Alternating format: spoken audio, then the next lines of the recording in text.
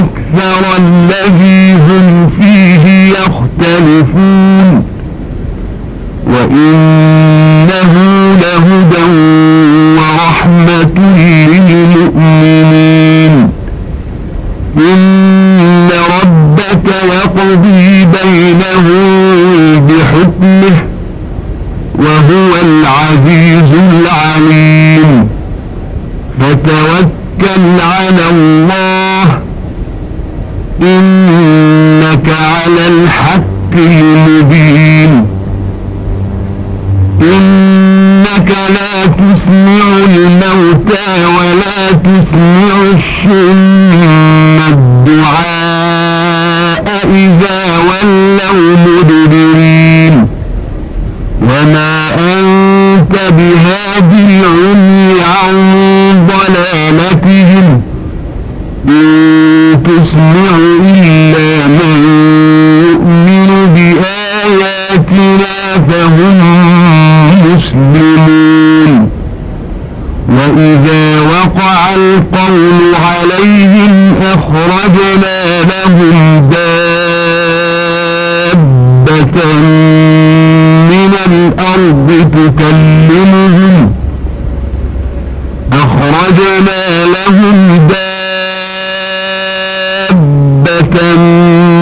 الأرض تكلمهم أن الناس كانوا بآياتنا لا يوقنون வானத்திலும் பூமியிலும் மறைந்துள்ளவற்றில் என்றும் எதுவும் லவ்ஹுல் மஹ்ஃபூஸ் என்னும் குறிப்பேட்டில் பதிவு செய்யப்படாமல் இல்லை.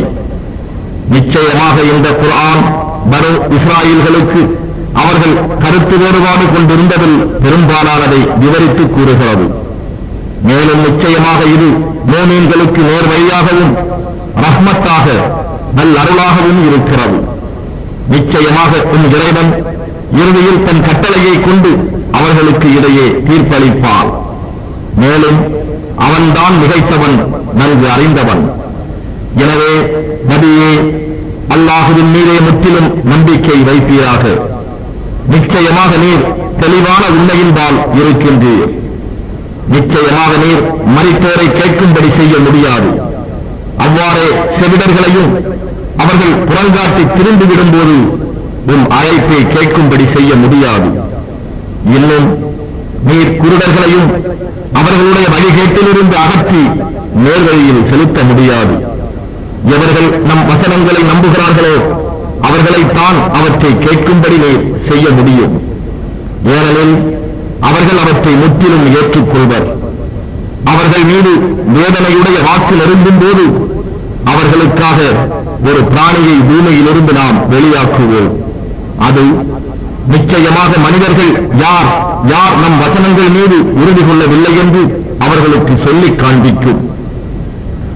وَيَوْمَ نَحْشُرُ مِنْ كُلِّ أُمَّةٍ فَوْجًا مِّمَّنْ يُكَذِّبُ بِآيَاتِنَا فَهُمْ يُوزَعُونَ حَتَّى إِذَا جَاءُوا قَالَ أَكَذَّبْتُمْ بِآيَاتِي وَلَمْ تُحِيطُوا بِهَا عِلْمًا أَمْ مَاذَا كُنتُمْ تَعْمَلُونَ وَوَقَعَ الْقَوْلُ عَلَيْهِمْ بِمَا ظَلَمُوا فَهُمْ لَا يَنطِقُونَ أَلَمْ يَرَوْا أَنَّا جَعَلْنَا اللَّيْلَ لِيَسْكُنُوا فِيهِ وَالنَّهَارَ مُبْصِرًا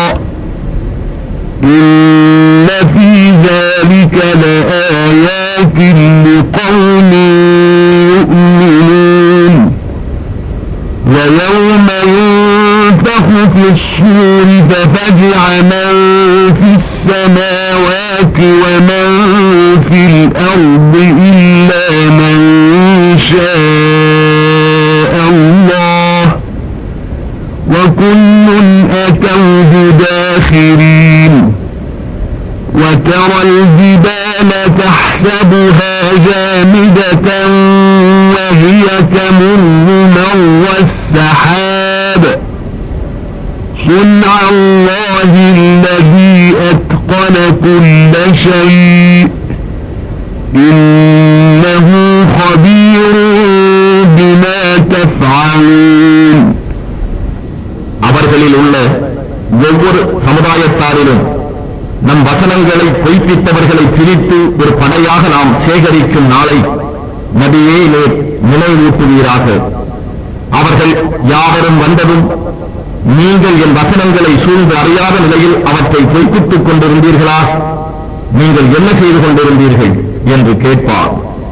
அங்கேயும் அவர்கள் செய்து வந்த அக்கிரமத்தின் காரணத்தினால் அவர்கள் மீது வேதனை பற்றிய வாக்கு ஏற்பட்டு விட்டது.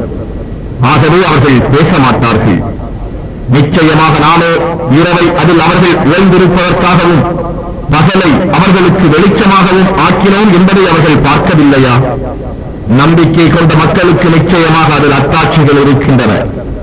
இன்னும் சூரில் எக்காலம் மூடப்படும் நாளை நபியே நினைவூட்டுவீராக. அந்நாளில் அல்லாஹ் நாடியவர்களைத் தவிர வானங்களில் இருப்பவர்களும் பூமியில் இருப்பவர்களும் திகிலடைந்து விடுவார்கள். அனைவரும் பணிந்தவர்களாக அவனிடம் வருவார்கள். இன்னும் நீர் மலைகளை பார்த்து அவை மிகவும் உறுதியாக இருப்பதாக எண்ணுகிறேன். எனினும் அந்நாளில் அவை மேகங்களைப் போல் பறந்தோடும். ஒவ்வொரு பொருளையும் உறுதியாக்கி அல்லாஹ்வின் செயல் திறனாலேயே அவ்வாறு நிகழும். நிச்சயமாக அவன் நீங்கள் செய்வதை நன்கு அறிபவன்.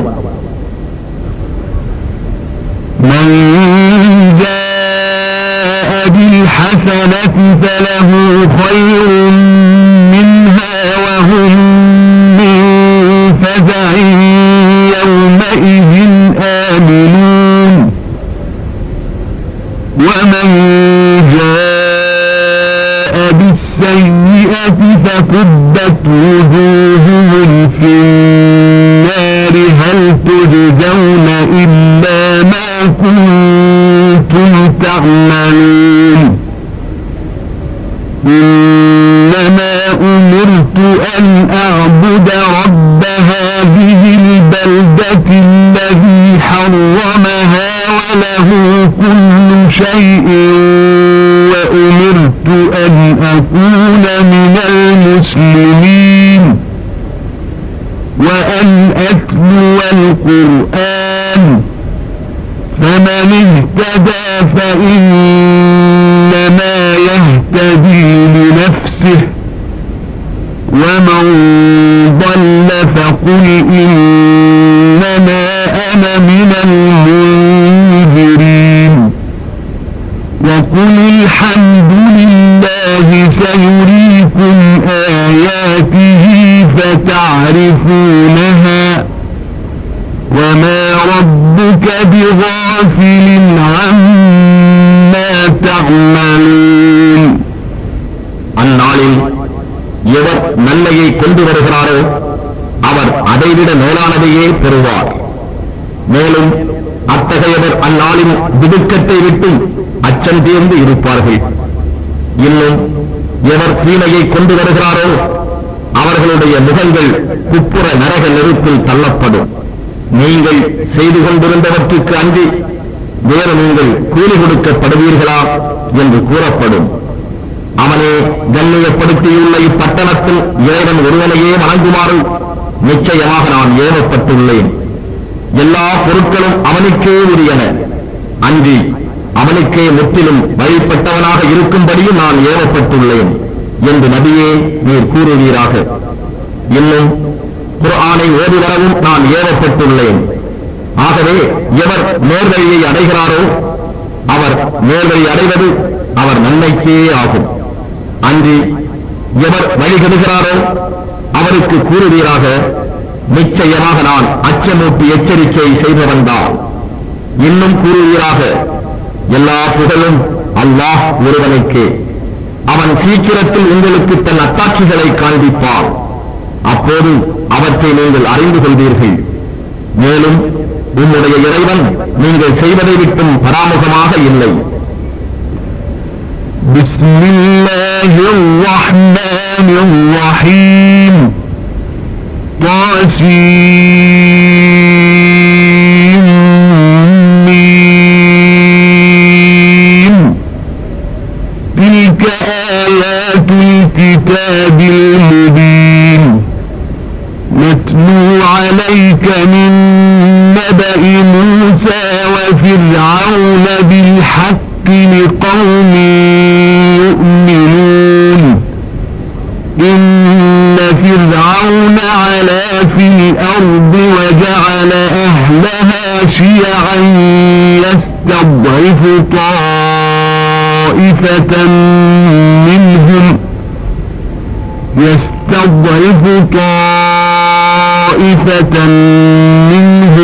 يذبح أبناءهم ويستحيي نساءهم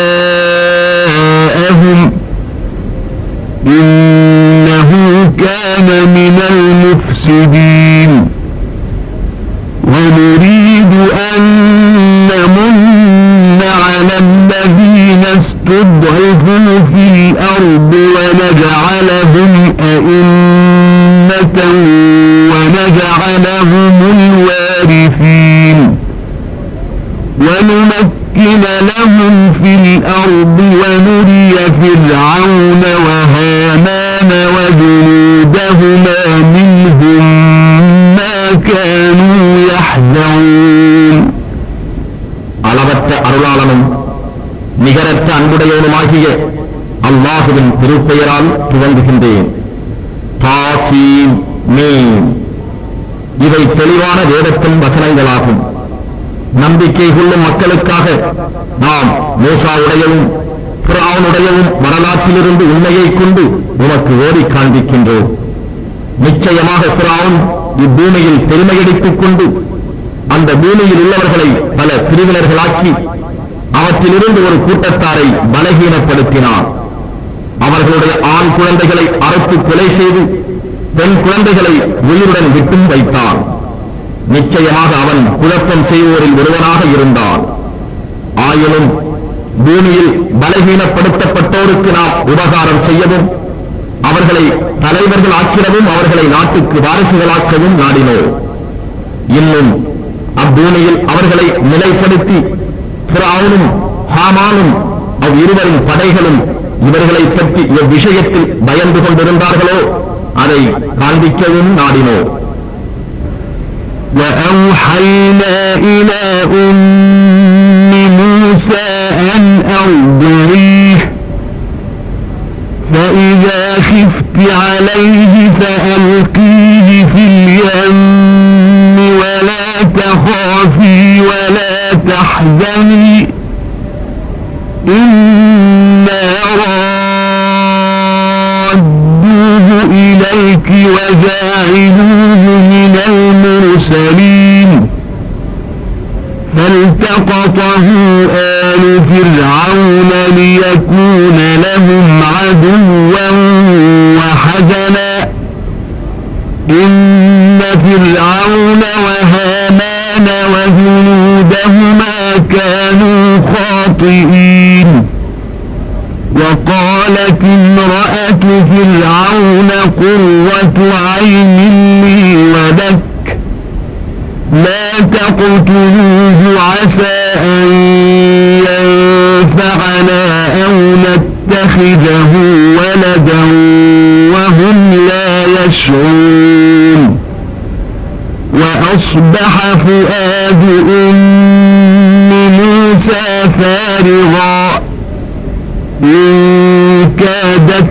لتبدي به لولا أن ربطنا على قلبها لتكون من المؤمنين وقالت لأخته قصيه فبصرت به عن جنب وهم لا يشعرون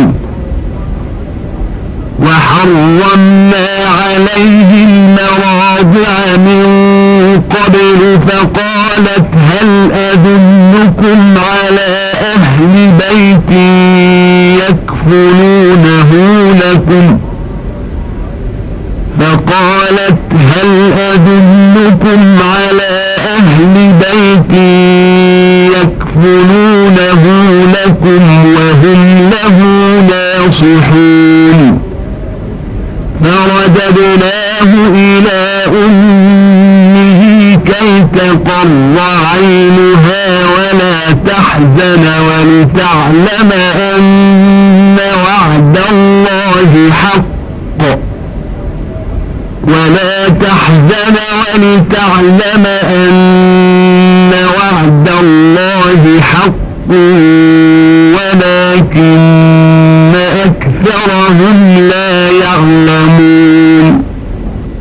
நாம் மூசாவின் தாயாருக்கு உன் குழந்தைக்கு பாலூட்டுவாயாக, பிறகு அவர் மீது ஏறும் ஆபத்து வரும் என நீ பயப்படுவாயானால் அவரை ஆற்றில் எறிந்துவிடு. அப்பால் அவருக்காக நீ பயப்படவும் வேண்டாம், துக்கப்படவும் வேண்டாம். நிச்சயமாக நாம் அவரை உன்னிடம் மீள வைப்போம், இன்னும் அவரை நம் தூதர்களில் ஒருவராக்கி வைப்போம் என்று வகி அறிவித்தோம். நதியில் மிதந்து வந்த அவரை அவனுடைய குடும்பத்தினர் எடுத்துக் கொண்டார்கள். பிற்காலத்தில் அவர் அவர்களுக்கு விரோதியாகவும் துக்கம் தருபவராகவும் ஆவதற்காக நிச்சயமாக ஃபிரௌனும் ஹாமானும் இருவரின் தடைகளும் தவறு இழைப்பவர்களாகவே இருந்தனர். இன்னும் குழந்தையை கண்ட ஃபிரௌனின் மனைவி, இக்குழந்தை எனக்கும் உங்களுக்கும் கண் குளிர்ச்சியாக இருக்கிறது, இதை நீங்கள் கொண்டு விடாதீர்கள், நமக்கு இவர் பயனளிக்க கூடும், அல்லது நாம் இவரை நம் புதல்வராக்கிக் கொள்ளலாம் என்று சொன்னார். இன்னும் அவர்கள் இதன் விளைவு என்ன ஆகும் என்பதை உணர்ந்து கொள்ளவில்லை. மூசாவின் தாயுடைய இருதயம் துக்கத்தால் வெறுமையாகிவிட்டது. அவள் மூனீன்களில் இன்று உள்ளவளாய் இருப்பதற்காக நாம் அவள் உள்ளத்தை உறுதிப்படுத்தாது இருந்திருந்தால் அவள் மூசா ஆற்றில் விடப்பட்டதை அவள் வெளிப்படுத்த முடியிருப்பாள். இன்னும் மூசாவின் சகோதரியிடம் அவரை நீ பின்தொடர்ந்து செல் என்றும் தாய் கூறினாள். அவ்வாறே சென்று ஃபிரௌனின் ஆட்கள் காண முடியாதபடி அவள் தூரத்திலிருந்து அவரை கவனித்து வந்தாள். நாம் முன்னதாகவே அவரை செவிலித்தாய்களின் பால் அருந்துவதை தடுத்து விட்டோம். அவருடைய சகோதரி வந்து கூறினாள், உங்களுக்காக பொறுப்பேற்று அவரை பாலூட்டி வளர்க்கக்கூடிய ஒரு வீட்டினரை நான் உங்களுக்கு அறிவிக்கட்டுமா? மேலும் அவர்கள் அவர் நன்மையை நாடுபவராக இருப்பார்கள். இவ்வாறு அவருடைய தாயாரும் கண் குளிர்ச்சி அடையவும் அவள் துக்கப்படாதிருக்கவும் நிச்சயமாக அல்லாஹுவின் வாக்குறுதி உண்மையானது என்பதை அவள் அறிந்து கொள்வதற்காகவும் நாம் அவரை அவர் தாயாரிடத்தே திரும்பச் சேர்த்தோம்.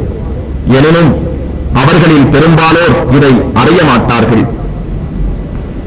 وَلَمَّا بَلَغَ أَشُدَّهُ وَاسْتَوَى آتَيْنَاهُ حُكْمًا وَعِلْمًا وَكَذَلِكَ نَجْزِي الْمُحْسِنِينَ.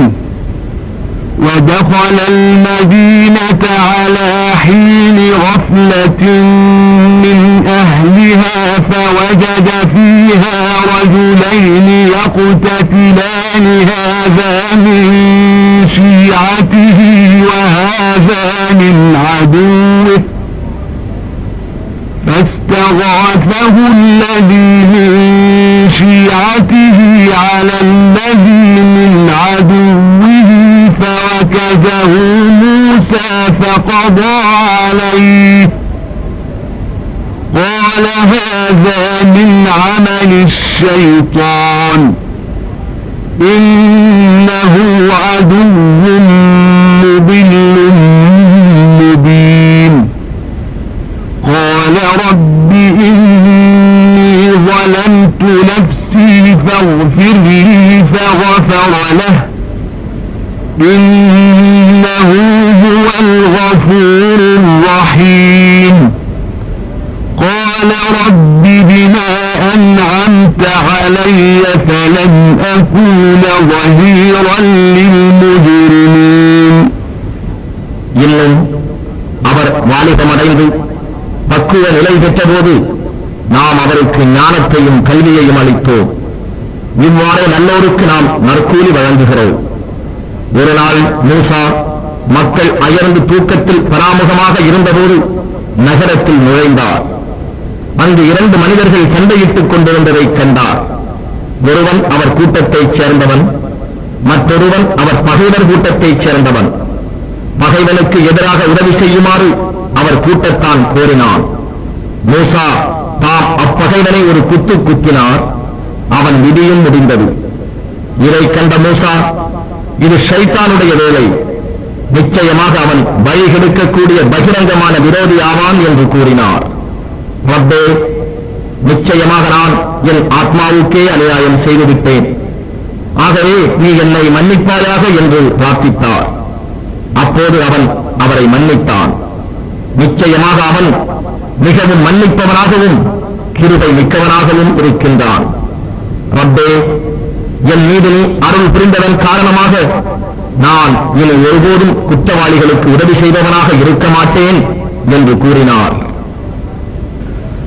فأصبح في المدينة خائفا يترقب فإذا الذي استنصره بالأمس يستصرخه قال له موسى إنك لغوي مبين. فلما أن أراد أن يبطش بالذي هو عدو لهما قال يا موسى أتريد أن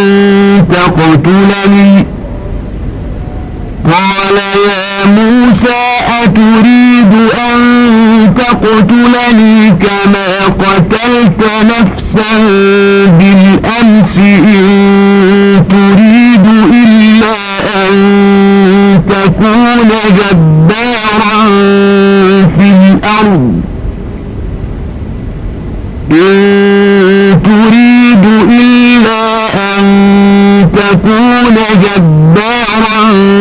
في الأرض وما تريد أن تكون من المصلحين. وجاء رجل من أقصى المدينة يسعى قال يا موسى إن الملأ يأتمرون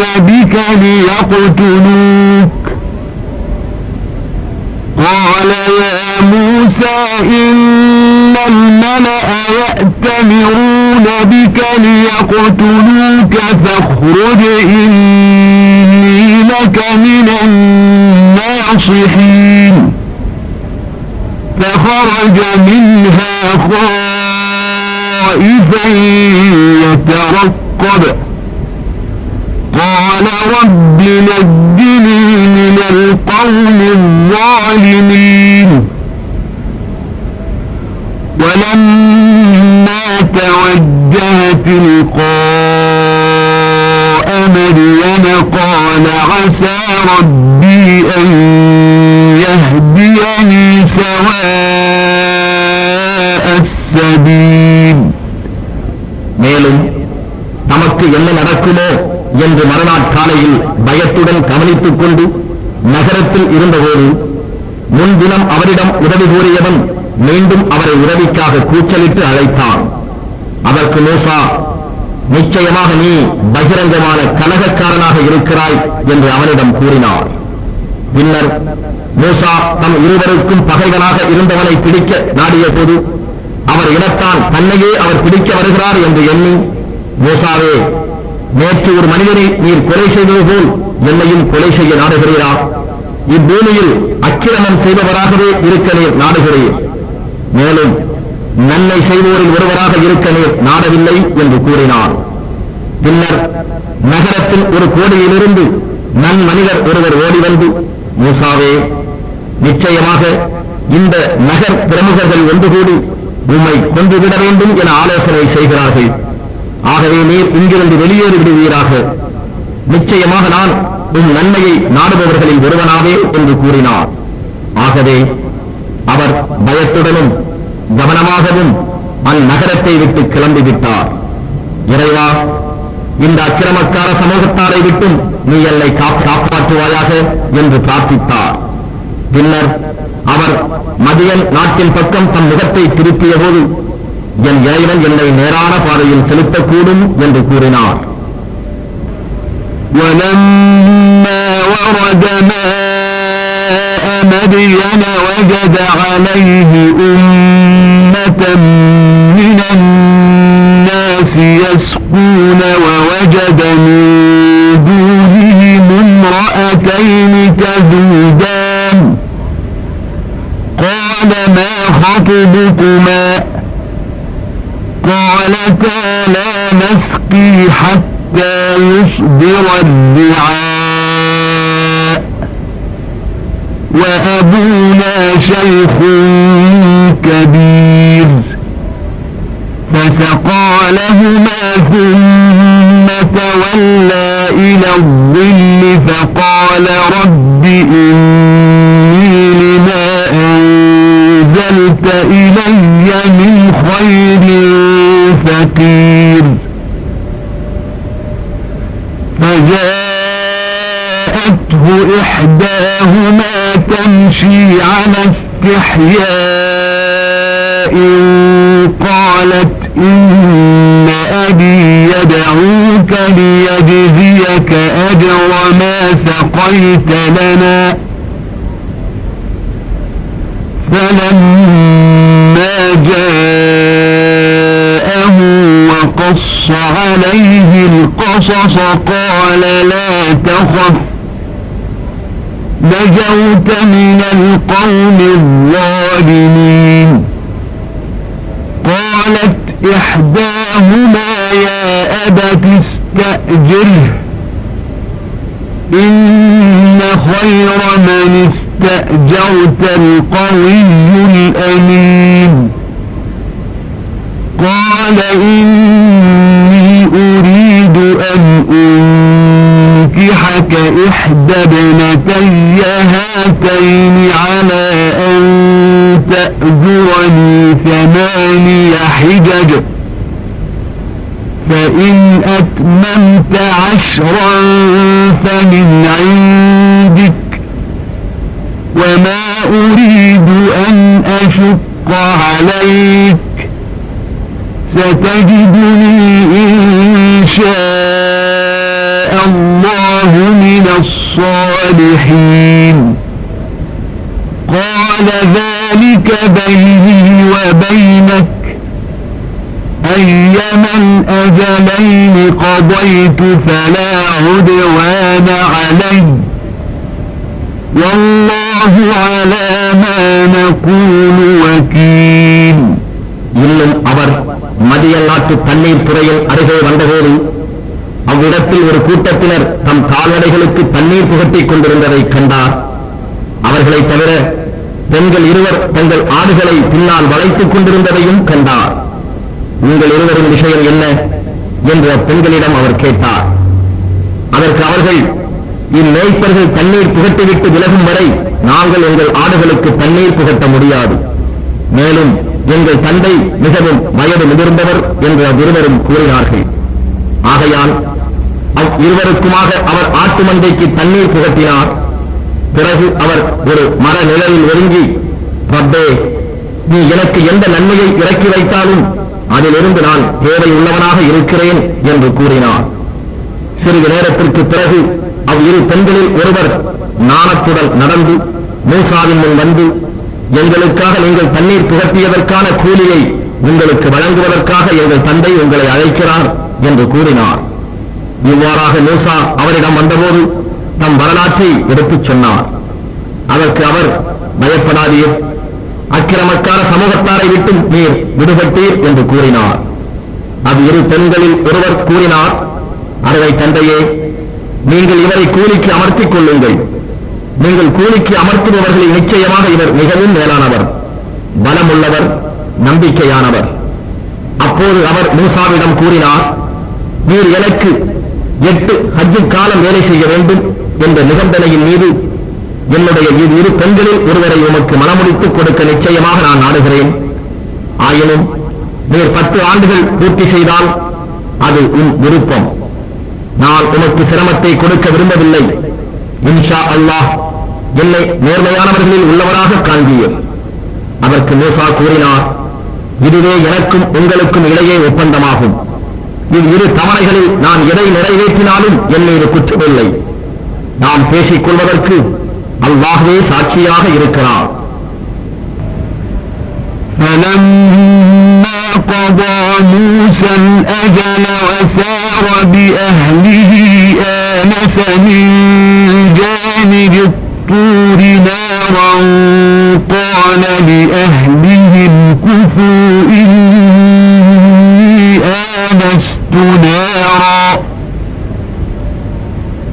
لعلي آتيكم منها بخبر أو جذوة من النار لعلكم تصطلون فلما أتاها نودي من شاطئ الوادي الأيمن في البقعة المباركة من الشجرة أن يا موسى إني أنا الله رب العالمين وأن ألق عصاك فلما رآها تهتز كأنها جان ولا مدبرا ولم يعقب يا موسى أقبل ولا تخف إنك من الآمنين اسلك يدك في جيبك تخرج بيضاء من غير سوء واضمم إليك جناحك من الرهب فذلك برهانان من ربك إلى فرعون وملئه إنهم كانوا قوما فاسقين. ஆகவே மூசா தம் தவணையை முடித்துக் கொண்டு தம் குடும்பத்துடன் பயணம் செய்து கொண்டிருந்த போது தூர் மலையின் பக்கத்தில் ஒரு நெருப்பை கண்டார். அவர் தம் குடும்பத்தாரிடம், நீங்கள் இங்கு சிறிது தங்குங்கள், நிச்சயமாக நான் ஒரு நெருப்பை காண்கிறேன்.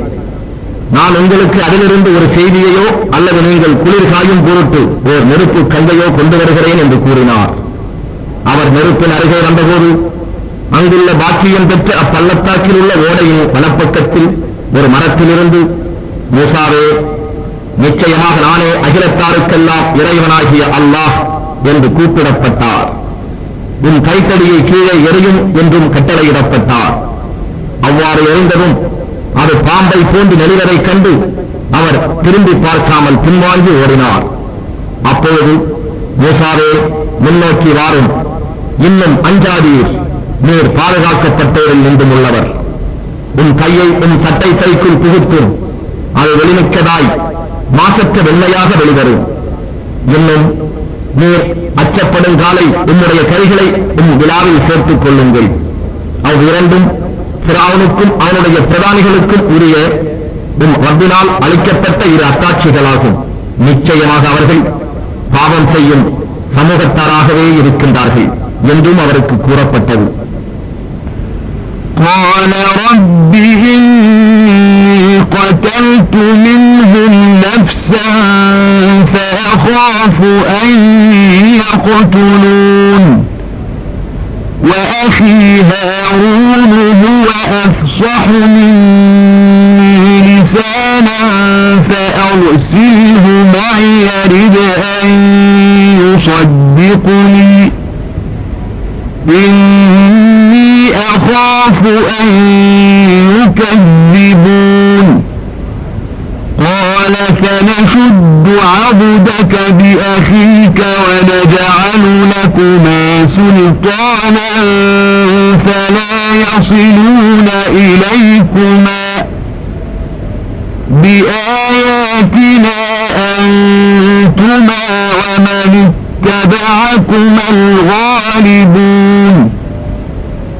فلما جاءهم موسى بآياتنا بينات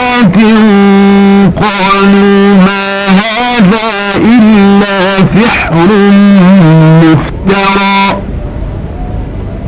قالوا ما هذا إلا سحر مفترى وما سمعنا بهذا في آبائنا الأولين وقال موسى ربي أعلم بمن جاء بالهدى من عنده ومن تكون له عاقبة الدار إنه لا يفلح الظالمون. அதற்கு அவர், ரப்பே, நிச்சயமாக நான் அவர்களில் ஒருவனை கொன்றுவிட்டேன், ஆகையால் அவர்கள் என்னை கொலை செய்து விடுவார்கள் என்று பயப்படுகிறேன் என்று கூறினார். இன்னும் என் சகோதரர் ஹாரூன், அவர் என்னை விட பேச்சில் மிக்க தெளிவானவர். ஆகவே என்னுடன் உதவியாய் நீ அவரை அனுப்பி வைப்பாயாக. என்னை அவர் மெய்ப்பிப்பார். நிச்சயமாக அவர்கள் என்னை பொய்ப்பிப்பார்கள் என்று நான் பயப்படுகிறேன் என்றும் கூறினார். அல்லாஹ் கூறினான், நாம் உன் கையை உன் சகோதரரை கொண்டு வலுப்படுத்துவோம். நாம் உங்கள் இருவருக்குமே வெற்றி அளிப்போம். ஆகவே அவர்கள் உங்கள் இருவரையும் நெருங்கவும் முடியாது. நம்முடைய அத்தாட்சிகளை கொண்டு நீங்கள் இருவரும் உங்களை பின்பற்றுவோரும் மிகைத்து விடுவீர்கள். ஆகவே மூசா அவர்களிடம் நம்முடைய தெளிவான அத்தாட்சிகளுடன் வந்தபோது அவர்கள், இது இட்டுக்கட்டப்பட்ட சூனியமே அன்றி வேறில்லை, இன்னும் நம்முடைய முன்னோர்களாம் நம் மூதாதையர்களிடத்திலும் இதை கேள்விப்பட்டதில்லை என்று கூறினார்கள். அப்போது மூசா கூறினார், அவனிடம் இருந்து நேர்வழியுடன் வருபவர் யாரென்றும் இறுதியாக சுவன வீடு யாருக்காக உள்ளது என்பதையும் என் ரப்பு நன்கு அறிவான். நிச்சயமாக அக்கிரமம் செய்வோர் வெற்றி பெற மாட்டார்கள். وقال فرعون يا أيها الملأ ما علمت لكم من إله غيري فأوقد لي يا هامان على الطين فاجعل لي صرحا لعلي أطلع إلى إله موسى وإني لأظنه من الكاذبين واستكبر هو وجنوده في الأرض بغير الحق وظنوا أنهم إلينا لا يرجعون فأخذناه وجنوده فنبذناهم في اليم فانظر كيف كان عاقبة الظالمين وجعلناهم أئمة يدعون إلى النار ويوم القيامة لا ينصرون وأتبعناهم في هذه الدنيا لعنة ويوم القيامة هم من المقبوحين. இன்னும் ஃபிரௌன் சொன்னான், பிரமுகர்களே, என்னை தவிர உங்களுக்கு வேறு நாயன் இருக்கின்றான் என்பதாக நான் அறியவில்லை. ஆதலில் ஹாமானே, களிமண் மீது எனக்காக தீயை மூட்டி செங்கற்கள் செய்து பிறகு எனக்காக ஓர் உயரமான மாளிகையை கட்டுவாயாக. அதன் மேல் ஏறி நான் மூசாவின் இறைவனை பார்க்க வேண்டும். மேலும் நிச்சயமாக நான் இவரை பொய்யர்களில் இன்றும் உள்ளவர் என்றே கருதுகிறேன். மேலும் அவனும் அவனுடைய படைகளும் பூமியில் நியாயமின்றி பெருமையடித்துக் கொண்டனர். மேலும் அவர்கள் நம்மிடம் நிச்சயமாக திரும்ப கொண்டு வரப்பட மாட்டார்கள் என்றும் எண்ணிக்கொண்டார்கள். ஆகையால் நாம் அவனையும் அவன் படைகளையும் பிடித்தோம். பிறகு அவர்களை கடலில் மூழ்கிவிடுமாறு எறிந்து விட்டோம். ஆகவே அக்கிரமக்காரர்களின் முடிவு என்ன ஆயிற்று என்று நபியே நீர் கவனித்துக் கொள்ளும். மேலும் மக்களை நரக நெருப்புக்கு அழைத்துச் செல்லும் தலைவர்களாகவே நாம் அவர்களை ஆக்கியிருந்தோம். இன்னும் கியாம நாளன்று அவர்கள் உதவி செய்யப்பட மாட்டார்கள். இன்னும் இவ்வுலகில் அவர்களை சாகம் தொடருமாறு நாம் செய்தோம். கியாம நாளில் அவர்கள் இகழப்பட்டவர்களாகவே இருப்பார்கள். وَلَقَدْ آتَيْنَا مُوسَى الْكِتَابَ مِنْ بَعْدِ مَا أَهْلَكْنَا الْقُرُونَ الْأُولَى بَصَائِرَ لِلنَّاسِ وَهُدًى وَرَحْمَةً لَعَلَّهُمْ يَتَذَكَّرُونَ وَمَا كُنْتَ بِجَانِبِ الْغَرْبِيِّ إِذْ قَضَيْنَا إِلَى مُوسَى الْأَمْرَ وَمَا كُنْتَ مِنَ الشَّاهِدِينَ وَلَكِنَّا أَنشَأْنَا قُرُونًا فَتَطَاوَلَ عَلَيْهِمُ الْعُمُرُ وَمَا كُنْتَ ثَاوِيًا فِي أَهْلِ مَدْيَنَ تَتْلُو عَلَيْهِمْ آيَاتِنَا وَلَكِنَّا كُنَّا مُرْسِلِينَ وَمَا كُنْتَ بِجَانِبِ الطُّورِ إِذْ نَادَيْنَا وَلَكِنْ رَحْمَةً مِّن رَّبِّكَ لِتُنذِرَ قَوْمًا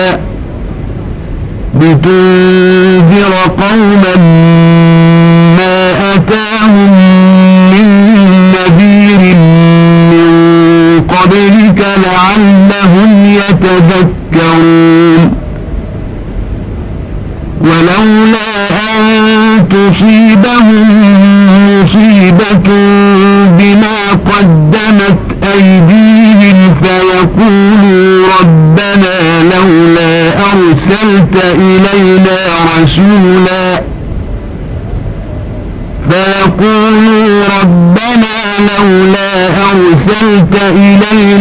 رَسُولًا فَنَتَّبِعَ آيَاتِكَ وَنَكُونَ مِنَ الْمُؤْمِنِينَ இன்னும் முந்தைய தலைமுறையார்களை நாம் அழைத்ததும் திடனாக மூசாவுக்கு தௌராத் வேதத்தை கொடுப்போம்.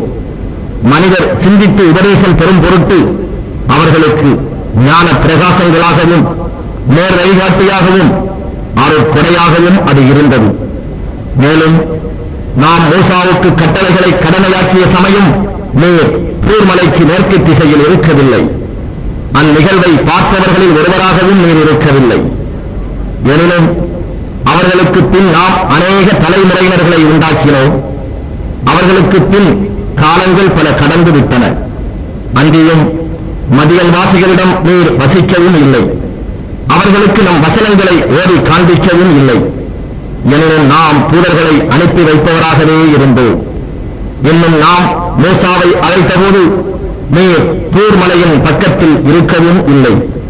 எனினும் எந்த மக்களுக்கு உமக்கு முன்னால் அச்சமூட்டி எச்சரிக்கை செய்பவர் அனுப்பப்படவில்லையோ அவர்கள் நல்லுபதேசம் பெறும் பொருட்டு அவர்களை அச்சமூட்டி எச்சரிப்பதற்காக நீர் உம் இறைவனிடம் இருந்து ரஹ்மத்தாக அருட்கொடையாகவே அனுப்பப்பட்டிருக்கிறீர்.